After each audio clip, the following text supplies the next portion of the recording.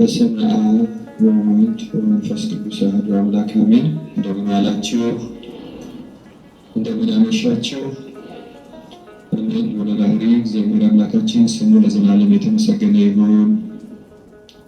ለእግዚአብሔር መልካም ፈቃድ የጌታ ደስታ በሚል ርዕስ እንማማራለን። እግዚአብሔር አምላካችን ምስጢሩን ለሁላችን ይግለጥልን። ማቴዎስ ወንጌል ምዕራፍ 25 ልዩ ደስታ ለእውነተኛ አማኞች የሚሰጥ በምድር ላይ ልዩ ደስታ አለ። ያ ደስታ የማን ደስታ ይባላል? የጌታ ደስታ። ክርስቲያኖች እውነተኛ ደስታ ያለው ቅዳሴ ውስጥ የቅዳሴ ጣዕሙን የለመዱት ገስግሰው ሲሆን ኪዳን ሳይደረስ ከሆነ ደግሞ ቅዳሴ ከመገባቱ በፊት በተመስጦ ሆኖ ነቅቶ ተግቶ እያቺ እያንዳንዷ ቃል የምታነጻ ናት። ከዚያ ነፍሳችን እያነጻ ይሄ የለመደብንና አልሸነፍልን ያለው መንፈስ ሁሉ በራሱ በክርስቶስ ኃይል እንዲህ አይነት ምክንያቱም ከግል ጸሎት ከማንኛውም ሰው ጸሎት በላይ ቅዳሴ የመጨረሻው ለምሳሌ ቅዳሴ ከተቀደሰ በኋላ በተቀደሰበት ቤተ መቅደስ ላይ አንድ ካህን ወዲያው ልጆቹን ሰብስቦ አንድ አቡነ ዘበሰማያት እንኳን ቢሰጥ ከስልጣኑ ይሻላል። ምክንያቱም ቅዳሴ ክርስቶስ የተሰየመበት ነው። ከቅዳሴ በኋላ ሌላ ቦታ ይችላል፣ ራቅ አድርጎ ይችላል፣ እዚህ ጋር ግን አይቻልም። ምክንያቱም ሊቀ ካህናት ኢየሱስ ክርስቶስ የተሰየመበት ራሱ ሙሽራ የሆነበት ራሱ መብል መጠጥ ድግስ የሆነበት መላእክት ተገኝተን ሰራዊተ መላእክት ወደ መድኃኒዓለም ይቀርቡ ቅድሚያ ወደ መድኃኒዓለም የምናመሰግንበት ሰላም ለኪ እመቤታችን ሙሉ ቅዱሳን የሚገኝበት አማናዊቷ ቤተክርስቲያን ሙሉ ሆና የምትገኝበት እጅግ ልዩ የደስታ ቅጽበት ማለት ቅዳሴ ነው። እውነተኛ ለዚያ ነው ሰዓታት ማህሌት ማንኛውም ጸሎት ከቅዳሴ በፊት ነው እንጂ በኋላ የለም። ቅዳሴ ማህተም ነው የመጨረሻው እና ለሚያውቁ ደግሞ እዚህ ፍጹም ደስታ ውስጥ ይገባል። ባለፈው ላስቀደሱት ነግሬያቸዋለሁ። ግብጾች ምን ያደርጋሉ? የድሮ ቅዱሳንን ተአምር ብቻ ሳይሆን አሁን የሚደረግላቸውን ተአምራትን ይመሰግባሉ። አሜሪካ ውስጥ አንዲት በጣም ቅዳሴ የምትወድ የሁለት ሰዎች ነው በእርግጥ ያነበቡት ቅዳሴን የጌታ ደስታ መሆኑን አምነው የሚያስቀድሱ የሁለት ግብፃዊ ክርስቲያኖች የምዕመናን ገድል ጽፈውታል። የሴቲቱ ምንድነው? ትልቅ እናት ናቸው። ቤተ ክርስቲያን ከተከፈተ እኔ ቀድሜ መግባት አለብኝ የሚሉ ጉጉት ያላቸው ክርስቶስን አጥብቀው የሚወዱ የጌታን ደስታ የሚሹ ናቸው እና ሰዓት ሳያዩ ነግቷል ወይም ሰዓቱ ደርሷል ብለው ካህናት ቤተ ክርስቲያንን በማይከፍቱበት ሰዓት ቀድመው ይገኛሉ። እግዚአብሔር ልቦናቸውን ስለሚያውቅ ቤተ መቅደሱ መላእክት ይከፍቱላቸው ነው ይገባሉ። እሳቸው ግን መላእክት መሆናቸውን አያውቁም። ከቄሶቹ አንዱ የከፈቱላቸው ነው የሚመስላቸው። ይገባሉ። ካህናቱ ጸሎት የያዙ ይመስላቸዋል። የመላእክት ምስጋና ውስጥ ተሳታፊ ያደርጋያቸዋችን የጌታ ደስታ ማለት በኋላ ቄሶቹ ሲመጡ ገብተው ያገኟቸዋል። ቄሶቹ በቁልፉ ከፍተው ነው የሚገቡ። እንዲህ ገባሽ ይሏቸው እንዴ እናንተ አይደላችሁ ለከፍታችሁ አስገባችሁ ይላሉ። መላእክት መሆናቸውን አያውቁም። በኋላ ነው ብቃታቸውን አውቀው ሁልጊዜ ቀድማ ያገኟቸው ክርስቲያኖች። እንደዚህች አይነቷ ምስጋና ለመግባት ያውቃል። ቅዳሴው ሲቀደስ ትሰሙ እንደሆነ የጳውሎስ መልእክት ከተነበበ በኋላ ደግሞ ንፍቅ ዲያቆን የሚያነባቸው መልእክቶች አሉ አይደለም?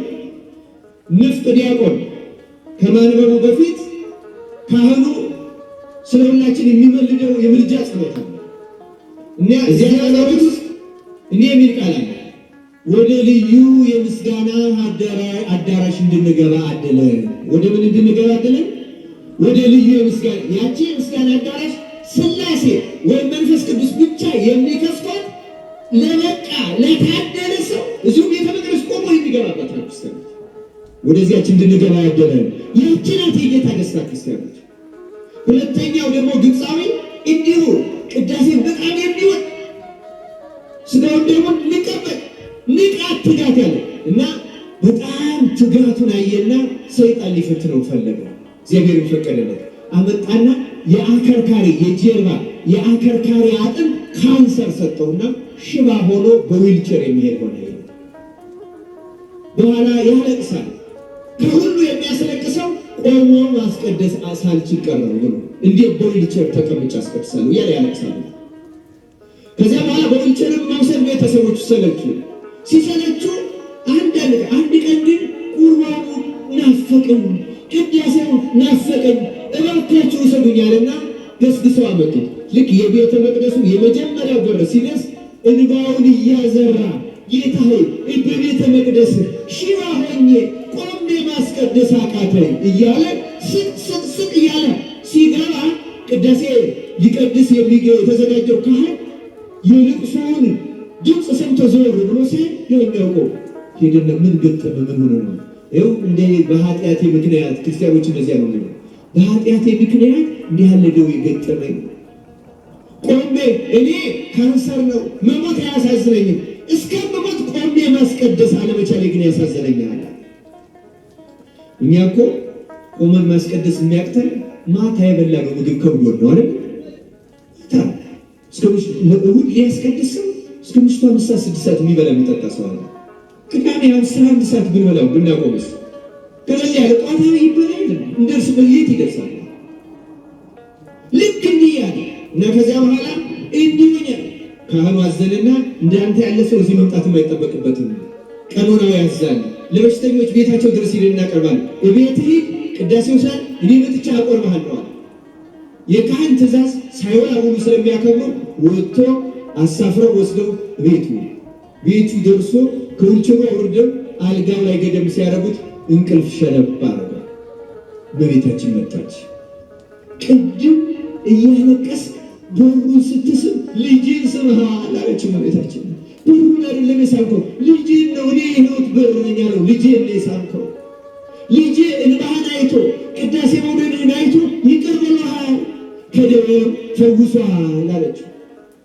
ነቅቶ ብድን ብሎ ከመልእክቱ ድምፅ የተነሳ ነቅቶ ብድግ ሲል ድኖ አለ። ከዚያ በኋላ ሰውን ክርስቲያኖች ወዲያው ቅዳሴው ሳያልቅ ለመድረስ ተነስቶ ቤተ ክርስቲያን እየገሰገሰ ሲሄድ ቅዳሴው አልቆ ቄሱ እሱን ሊያቆም ስጋውና ደሙ ለእሱ በሚሆን ይዞ ከበር ላይ ሲወጣ ይህ እያለቀሰ የገባባት በር ላይ ተገናኙ። አስገብቶ አቆረቡ። ድኖ ቀረ። ቅዳሴ እንደዚህ ያድናል። ክርስቲያኖች ቅዳሴ ሌላ ጠንቋይ የመሰለ ምትሃተኛ ሰው አትፈልጉ። ክርስቶስ ያለ ክርስቲያኖች ያጣን እኮ እምነት ነው።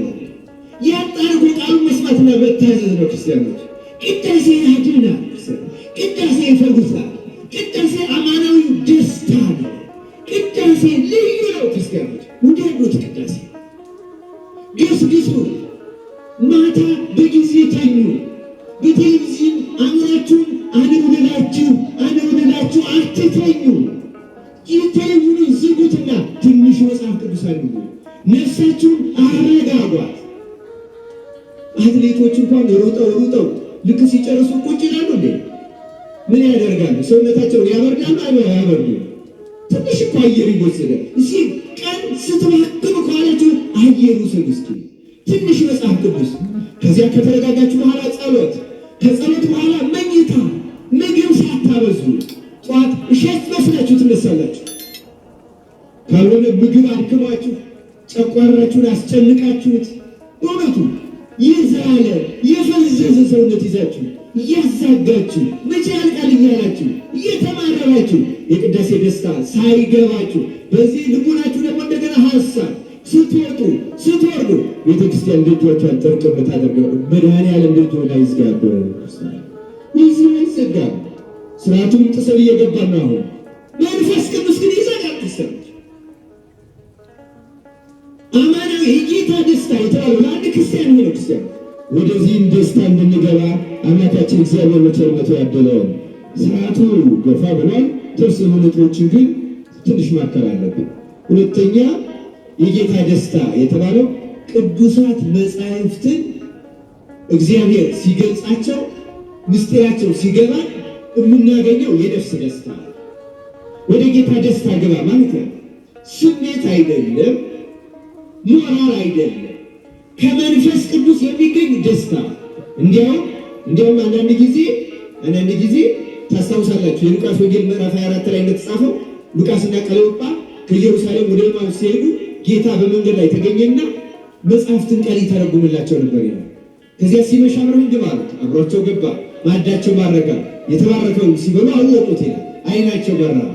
ከዚያ በኋላ እንዲህ አለ፣ ለካስ የመጽሐፍትን ቃል ሲከፍትልን ልቡናችን ይቃጠል የነበረ ጌታ ስለነበረ ነው። በመጽሐፍት ቃል ልቡናችን የሚያቃጥል ደስታ እንሰማለን።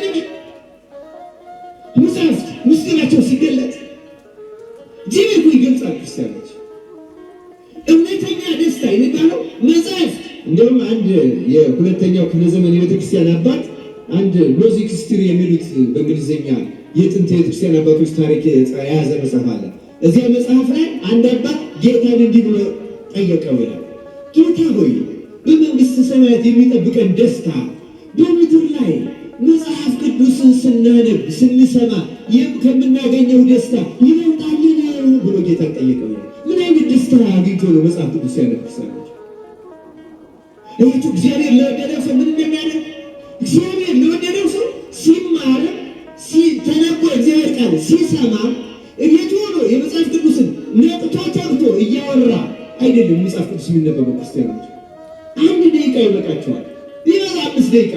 አንዳንድ ግን በዝምታ አንብቡት። ማንን እየሰማችሁ? እግዚአብሔር ነው። ክርስቲያኖች ሲያችን ቅጽበት እግዚአብሔር ይናገር የሚያመስለው እግዚአብሔርን በመፈለግ ብቻ ለሚሰሙት እግዚአብሔር በቅዱሳን መጻሕፍት በኩል ልዩ የጌታ ደስታ ወደ ጌታ ደስታ ገባ።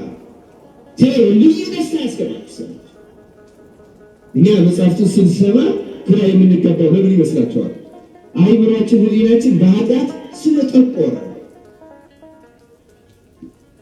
ቆሻሻ ግግር ያለበት መስታወት ላይ ቆማችሁ ፊታችሁ ማየት ትችላላችሁ?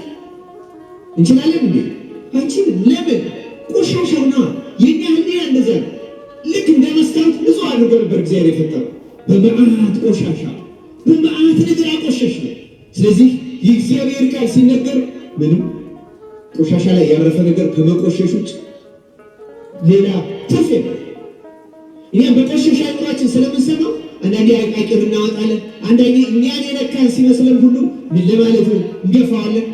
ተነሳይ ልብ ያለው ብቻ ነው። ይህስ ለኔ ነው፣ እግዚአብሔር እየገሰጸኝ ነው፣ ሊያድነኝ ነው፣ ሊቀር ሌላ ነው መሰል እኔን የተመለከተ ኃጢአቴን እንዳውቀው የሚያደርግ ተናገረኝ የሚል ትሁት ልብ ያለው ብቻ ነው። አምላካችን እግዚአብሔር ለሁላችን ማስተዋልን ያደለ። የተወደዳችሁ እግዚአብሔር ቤተሰቦች አንደኛውና ፍጹም ደስታ በእግዚአብሔር ቃል የሚገኝ ደስታ ነው። የሐዋርያት ሥራ ምዕራፍ 13 ላይ እንዲህ የሚል ቃል ተጽፏል። ጳውሎስና በርናባስም ገልጠው የእግዚአብሔር ቃል አስቀድሞ ስለእናንተ ይነገር ዘንድ ያስፈልጋል፣ ከገፋችሁትና የዘላለም ሕይወት እንዳይገባችሁ በራሳችሁ ከፈረዳችሁ ግን እነሆ ወደ አሕዛብ ዘወር እንላለን። እንዲሁ ጌታ እስከ ምድር ዳርቻ ድረስ ለማዳን ተወን ዘንድ ለአሕዛብ ብርሃን አድርጌሃለሁ ብሎ አዞናልና አሉ። አሕዛብም ሰምተው ደስ አላቸው፣ የእግዚአብሔርንም ቃል አከበሩ። ለዘላለም ሕይወትም የተዘጋጁ ሁሉ አመኑ። የጌታ ቃል በአገሩ ሁሉ ተስፋፋ ይላል። በእኛም ሀገር የጌታን ቃል ያስፋፋል። መቼ? ምዕመናን ልክ እንደነዚህ ሰዎች አምነው ደስ ብሏቸው ሲቀበሉት። እግዚአብሔር በመጽሐፍት የሚገኘውን ደስታ አምላካችን በቸርነቱ ለሁላችን ያደለ። ክርስቲያኖች በእውነቱ ማርያም መልካሙን ዕድል መረጠች የተባለችው እህት አልዓዛር እኮ በእግዚአብሔር ቃል ስለምትደሰት ነው። የተዘጋጁና ልቡናቸው የከፈቱ ሁሉ በዚያ ደስ እንዲላቸው እግዚአብሔር ያደርጋል። እኛንም እግዚአብሔር በቸርነቱ ወደዚያ ደስታ ያስገባል። አንዷን ብቻ ተናግሬ ትምህርቴን እጨርሳለሁ። በእውነቱ ሌሎች ጻድቃንን በተጋድሎ የሚገቡበት ደስታ አለ። ከዚሁ ጋር የተገናኘ ነው። ክርስቲያኖች ግን አንዷን ማንሳት እፈልጋለሁ። የእግዚአብሔር መንግሥት ደስታ። ጸሎትን ስንጸልይ አባታችን ሆይ በሰማያት የምትኖር ስምህ ይቀደስ እንልና ምን ትምጣ እንላለን? መንግሥት። የእግዚአብሔር መንግሥት በምድር ትመጣለች። የእግዚአብሔር መንግሥት የምትባለው አንድ ክርስቲያን ሕግን በመጠበቅ የክርስቶስ መንግስተ ሰማያት ነው በመካከላችሁ ያለ ለሚፈልጋት ሰው በምድር ላይ ነው የምትሰጠው መንግስተ ሰማያት። የምትጀምረው ከምድር ነው። ያችንን በምንም ነገር ያለመረበሽ በማንኛውም የህይወት ሁኔታ ውስጥ ሰላማዊ የመሆን ከመኝታው ከእንቅልፉ ጀምሮ እጅግ ልዩ ሰላምና ደስታ ለአንድ ክርስቲያን በምድር ላይ ትሰጠዋለች። ክርስቲያን ከሆነ ህጉን ካከበረ እውነተኛ ሳይቀበል ካልገባ መንግስተ ሰማያት በምድር ላይ ለዘላለም ሰው ትሰጠዋለች። ጻድቃን መንግስተ ሰማያት የሚቀምሷት በምድር ላይ ነው። ያቺ ልዩታ ደስታ ናት። እውነተኛው ሰው ወደዚህ ደስታ ምንድን ያፍራች ደስታ ክርስቲያኖች? ለምሳሌ አሁን በመኝታችን ጊዜ እንቃዣለን ብለን ብዙዎቻችን አለ እንዴ እንዳንዱ ሰው እንደውም ሌላ ካልከለከለው በራሱ ወደ እግሩ አቅጣጫ ዙሪያ ሁሉ ሊገኝ ይችላል። ያስጮህን ምናምን ሊሆን ይችላል። ቀላል አይደለም ነገራቸው። አሁን ክርስትና በተግባር ብንኖረው የሆኑ እንደሚጠፋ ታውቃላችሁ። መኝታችን ራሱ ክርስቶስ ሰላም ነው። ከምንም የሚመጣ መቃዠት አለ። አብዛኛው ከኃጢአትና ከክርስቶስ መለየት። እኛ ቤተ መቅደስም ቆመን እረፍት የለንም ታውቃላችሁ። አሁን ዛሬ ስለሱ አላስተማርኩም እንጂ የገጠር አካባቢ ኃጢአቱ ስንፍና ነው። ስንፍና ሁለት መልክ አለ። አንደኛው ዳተኛ፣ ደንብ በራጅ፣ ኋላ እውነተኛ፣ ይረፍ ነገ አድርገዋለሁ የሚያሰኝ እና ለጸሎትም በጣም ሰነፍ የሚያደርግ ነው። ሁለተኛው ደግሞ ረፍት የለሽ የሚያደርግ መንቀሽቀሽ ቢና ቁጭ ብሎ ሰላም ያጣል። ቤት ሄድ ይሻለኛል ይላል። ቤቱም ሰላም ያጣል። ይመጣል፣ ጓደኛ የለኝ ይላል፣ ያወራል፣ ይለፈልፋል። ስንፍና ይባላል። መንፈሱ የቀትር ጋኔ ነው። ምን ይባላል አልኳችሁ? የቀትር ጋኔ ነው።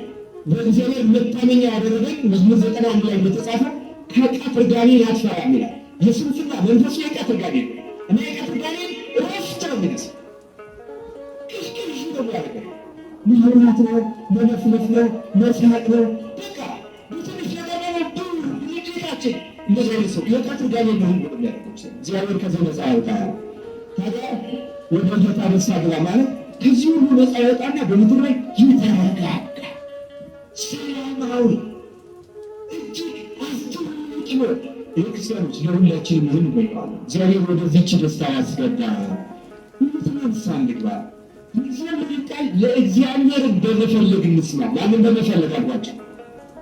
እግዚአብሔርን በመፈለግ ክርስቲያኖች እግዚአብሔር የሚሰጠንን በመፈለግ አይደለም። እግዚአብሔር ጤና እንዲሰጠን ልንለምነው እንችላለን፣ ችግር አይደለም። ሀብት እንዲሰጠን ልንለምነው ችግር አይደለም። እውቀት እንዲሰጠን ልንለምነው እንችላለን፣ ችግር አይደለም። ግን እግዚአብሔርን የምንፈልገው እንዲሰጠን የምንፈልገው እንዲሰጠን ከሆነ እግዚአብሔር የምንፈልገው እንዳንድ ጠንቋይ ነው ማለት። ጠንቋይ የምንፈልገው አንድ ነገር እንድናገኝ ብቻ፣ ከዚያ በኋላ ተጠንቋይ በዝምድና ማለት ነው። እግዚአብሔርን እንደ ጠንቋይ አንፈልገው። እግዚአብሔር የምንፈልገው ለሚሰጠን ነገር ሳይሆን ራሱ። ምክንያቱም ራሱ እግዚአብሔር ምግብ ነው፣ ራሱ እግዚአብሔር ሕይወት፣ ራሱ እግዚአብሔር ልብስ፣ ራሱ እግዚአብሔር ደስታ፣ እግዚአብሔር ራሱ የሕይወት ምንጭ ይጠብቀን የፈጠረን ይነግረን ይኖረ ሁሉን ተናችን ራሱን እግዚአብሔርን የምንፈልገው ሰዎች እግዚአብሔርን ከያዝነው እኮ እግዚአብሔር ይሆናል የሚሰጠን ትንሽ ነገር እሱም ያለን አስቀድማችሁ ጽድቁንና መንግሥቱን ሹ ሌላ ምን ያለን አንስም አላለም እኮ ጌታ ይጨምራል ያለው አያታ እንዴት ያልታስባላችሁ ስለመድና ስለስ ለምን ትጨነቃላችሁ? እንዴት ትጨነቅ? ምን ብትጠረጥሩ ነው እኮ ነው። አንቺ በዚህ ይጠረጠራል ይታመና እግዚአብሔርን አምነው በዚህ ምድር እውነተኛውን ሰላም ለማግኘትና በእሱ ደስታ ለመኖር ያብቃን። ይበል መስራት ለእግዚአብሔር